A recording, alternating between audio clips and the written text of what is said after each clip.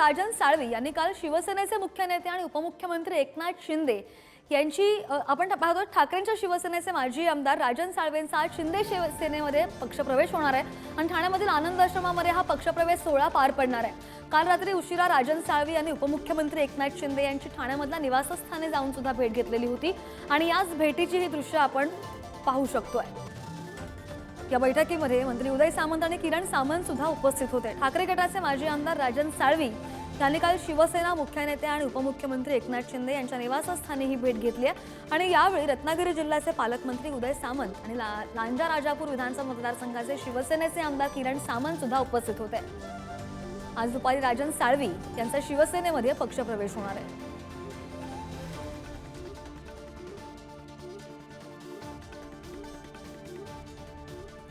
आणि या संदर्भात अधिकची माहिती कर आमचे प्रतिनिधी निकेश आपल्या सोबत आहेत। निकेश, आपण पाहतोय 35 वर्षांचा राजन साळवींचा राजकीय कारकीर्द जर पाहिली आणि त्यानंतर त्यांची नाराजी, बरेचसे मुद्दे समोर आले, त्यानंतर आज अखेर चर्चा होऊन त्यानंतर आज या चर्चांना शिक्कामोर्तब बसतंय आणि आज हा पक्षप्रवेश फायनली पार पडतोय। किती वाजता हा पक्षप्रवेश होणार आहे आणि या पक्षप्रवेशापूर्वी राजन साळवींचं जोरदार शक्ती प्रदर्शन सुद्धा होताना पाहायला मिळेल?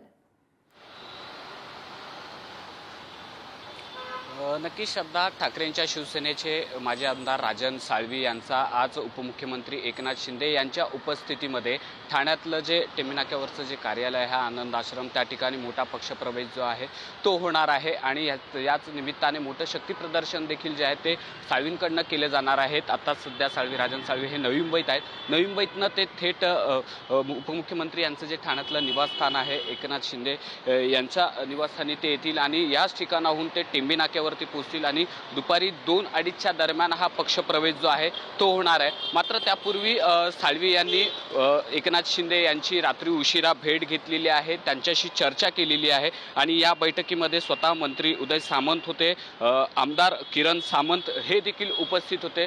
20 मिनिटं ही तिघांमध्ये चर्चा झालेली आहे आणि ह्या चर्चेनंतर आजचा पक्षप्रवेश जो आहे तो होणार आहे। राजन साळवींसोबतच त्यांचे जे शेकडो कार्यकर्ते, जे पदाधिकारी आहेत ते देखील या पक्षामध्ये सामील होणार आहेत, प्रवेश करणार आहेत।